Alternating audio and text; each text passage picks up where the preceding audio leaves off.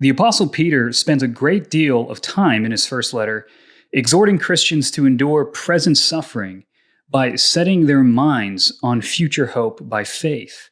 And in doing this, Christians follow in the footsteps of Christ, who himself entrusted his life to his Father in the midst of unjust suffering. So the connection is to follow Christ is to walk the path that he walked, to suffer and then be lifted up in glory. But future hope does not replace present faithfulness. It's not a passive action. Christians must live distinct from the world because they are sojourners and exiles, people waiting for a final hope in a present hostile world. And the primary way that the church distinguishes herself from the world is in our morality, in the ethical behavior that we exhibit. We don't engage our sinful passions, but rather we pursue holiness. Holiness being a life that is set apart in devotion to God. So we don't limit our perspective to the here and now, but rather we live our lives in light of God's final judgment. And that's a really key point, that God will one day put everything to right. And the question is, when he does, will we be those people who are found in the right or not? And so to be a Christian is to be part of God's new world in the present, in the midst of a dark age. It's to live distinctly, to live holy lives, set apart lives as sojourners and exiles. And we do all of this with Christ as our example, who died and rose again, that we might die to sin and live to righteousness. This is understanding 1 Peter.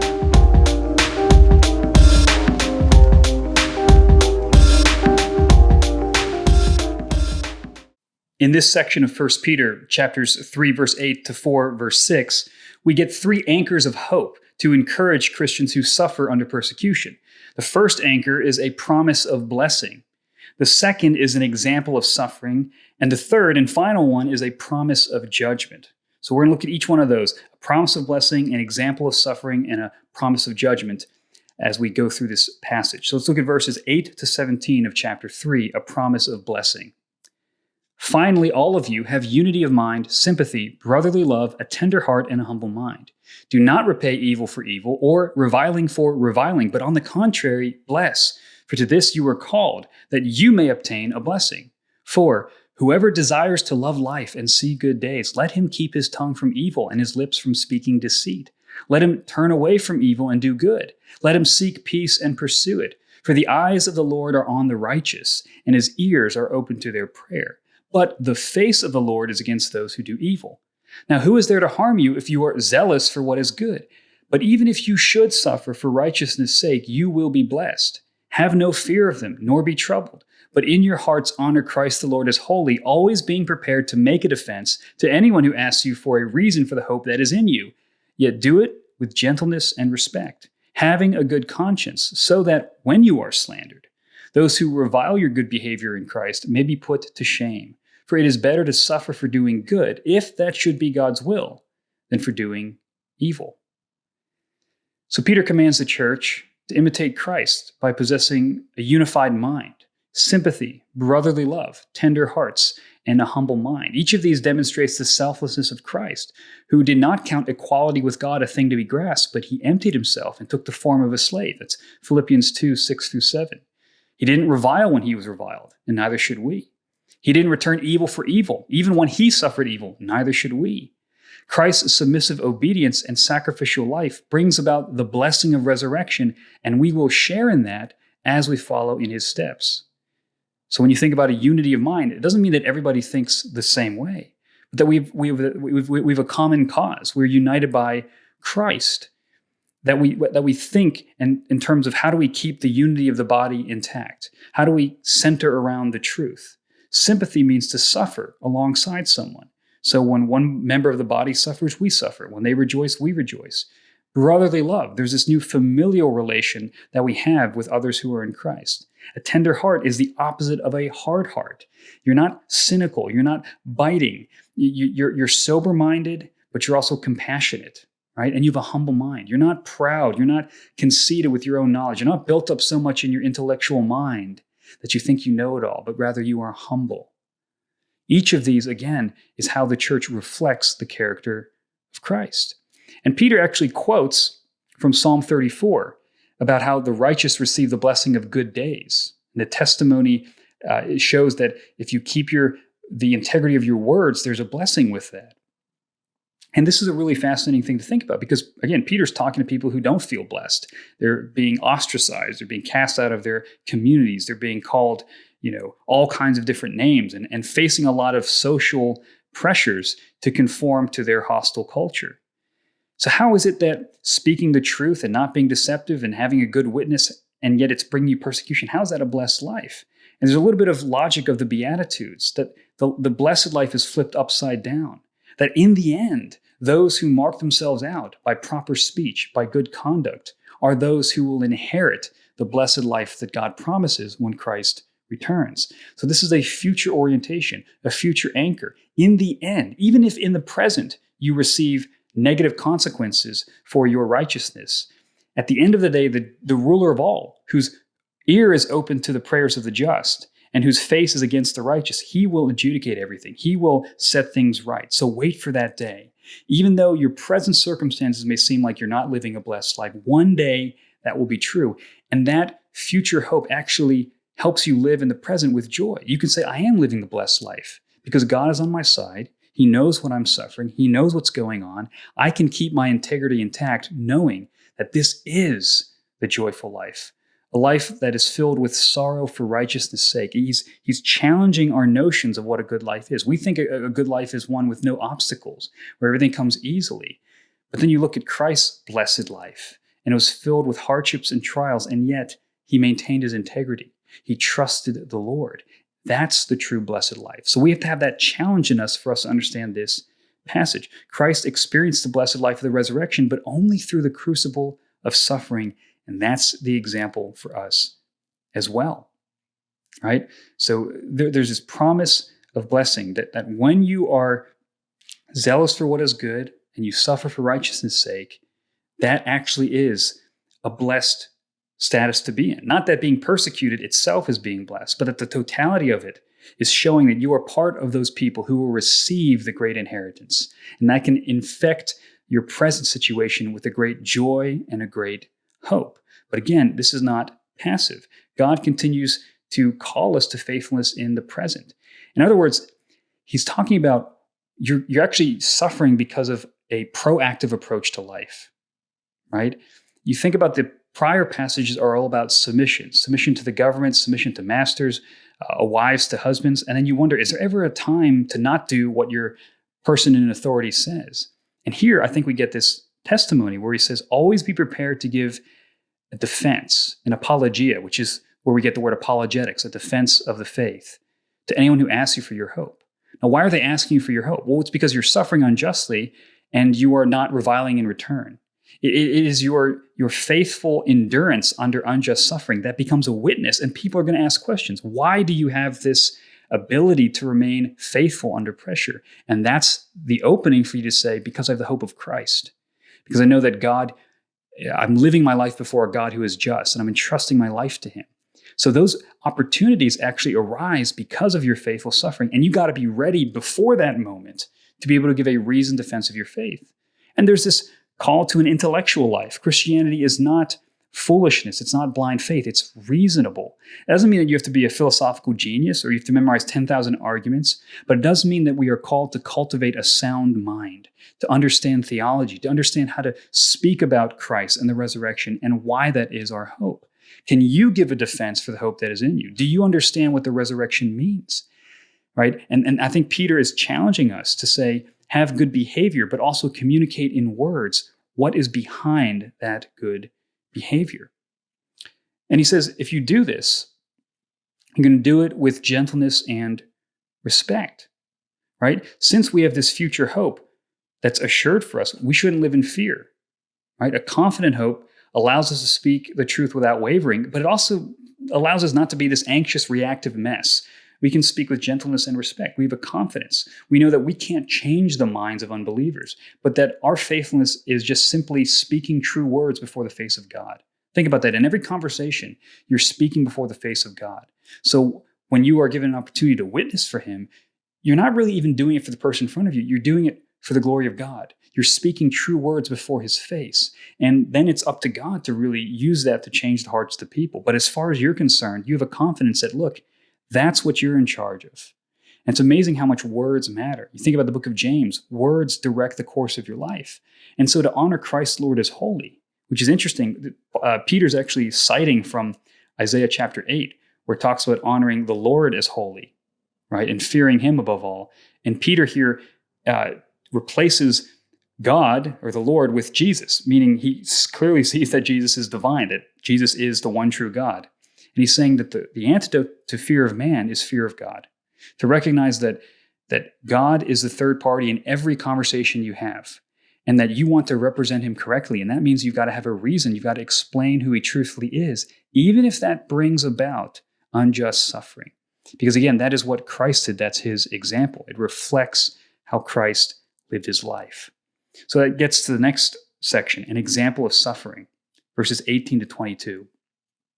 For Christ also suffered once for sins, the righteous for the unrighteous, that he might bring us to God, being put to death in the flesh, but made alive in the spirit, in which he went and proclaimed to the spirits in prison, because they formerly did not obey, when God's patience waited in the days of Noah, while the ark was being prepared, in which a few, that is 8 persons, were brought safely through water. Baptism, which corresponds to this, now saves you, not as a removal of dirt from the body, but as an appeal to God for a good conscience, through the resurrection of Jesus Christ, who has gone into heaven and is at the right hand of God, with angels, authorities, and powers having been subjected to him. This is one of the most difficult passages to interpret, and I don't know if I'm right about this, but I think we can glean a few key insights by reading this. Christ, the righteous one, he suffered for the unrighteous. That's the gospel. And the result brings about our salvation. We're brought to God. And if God proposed or purposed his unjust suffering for good, will he not do the same for us? Right? There's the hope there. Now, again, here's the difficult section. Okay, what does it mean? He's put to death in the flesh. Okay, that's the crucifixion. Made alive in the spirit. Okay, people debate what that means, but somehow he's made alive in the spirit, or by the spirit perhaps, and he goes and proclaims to the spirits in prison. Now I'm going to give you my best take at this. So we have a couple details. There's these spirits in prison. We know that they formerly did not obey. They were disobedient at some time. That time period was in the days of Noah when he was preparing an ark. So if we go back to the days of Noah, we have in Genesis 6, the sons of God, who are these fallen angels who are procreating with women. They create the Nephilim. It's all kind of weird stuff there, but they're sort of the pinnacle of human corruption, rather evil in the world. They're corrupting humanity. And they were disobedient in the days of Noah. Now here, it looks like they're in some kind of underworld situation. And if you read in Jude or in 2 Peter chapter 2, I believe, he talks about fallen angels in chains waiting for judgment. And then he mentions Noah later on in 2 Peter. So if you want to put that together, it seems like Christ, after his death, goes to the underworld, where these fallen angels, these sons of God, right, these spirits in prison, are waiting for their final judgment. And he goes and proclaims a message to them. And I think this message is the victory of the gospel.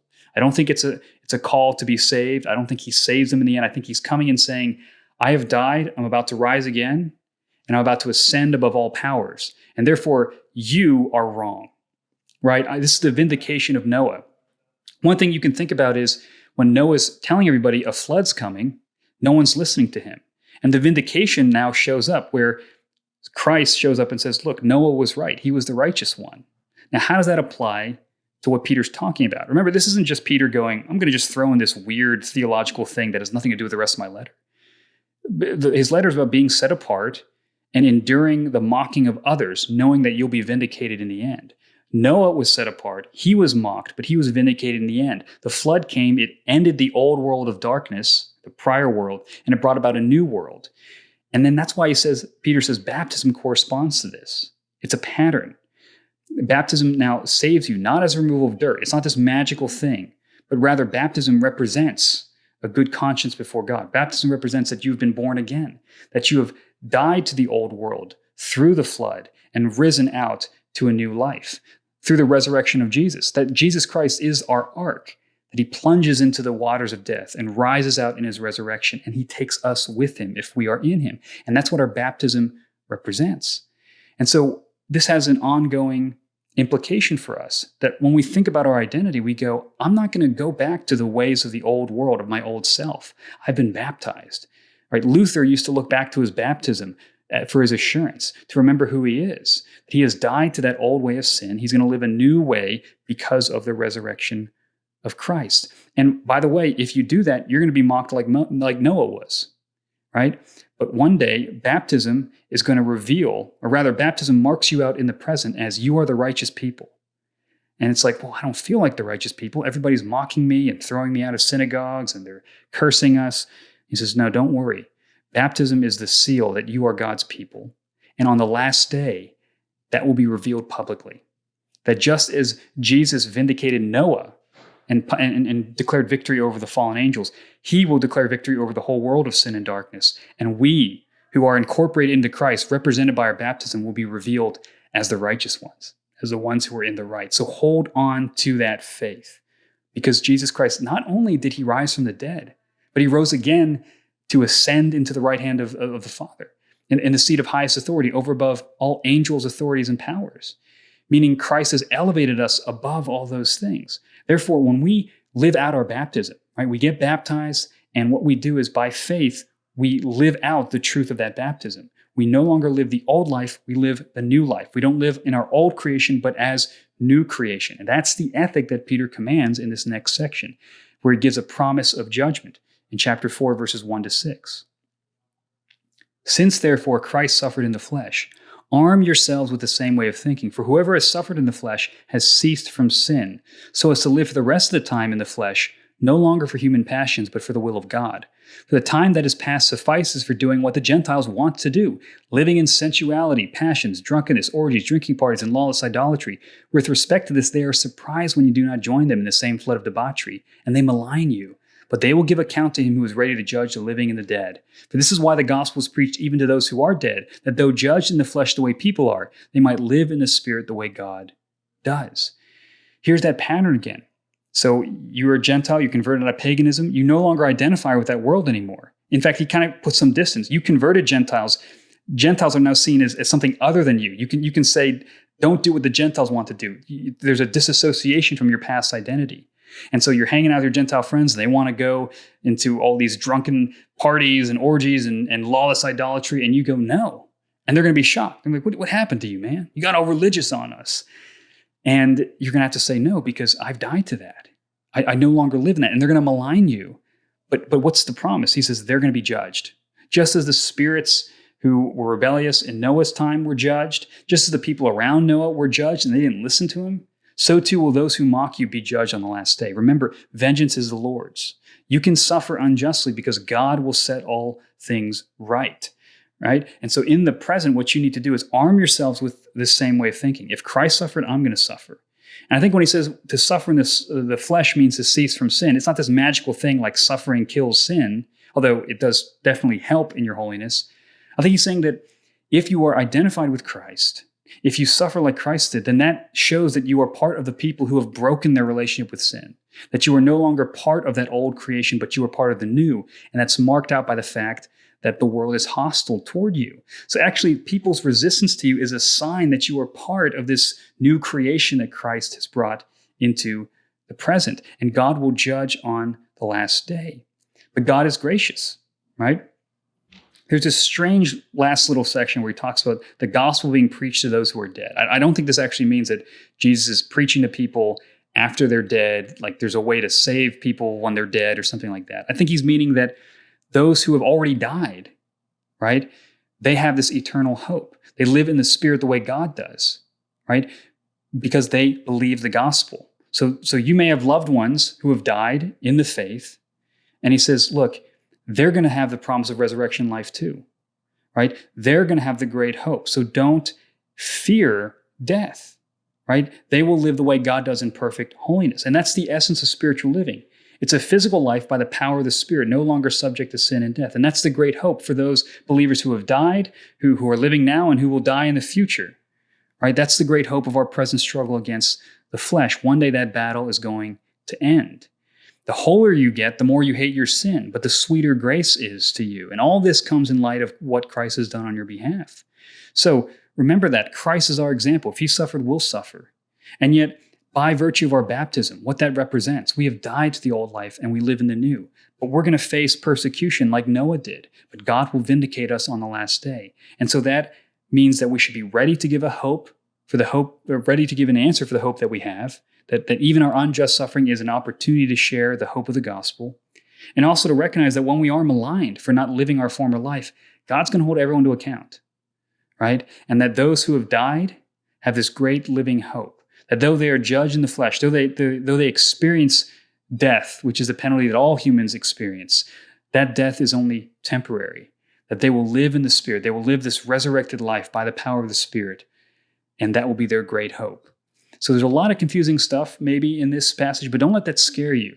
Just sit there with the text, ask questions, and see how it fits into the context. And I think a lot of great insights will come to the surface.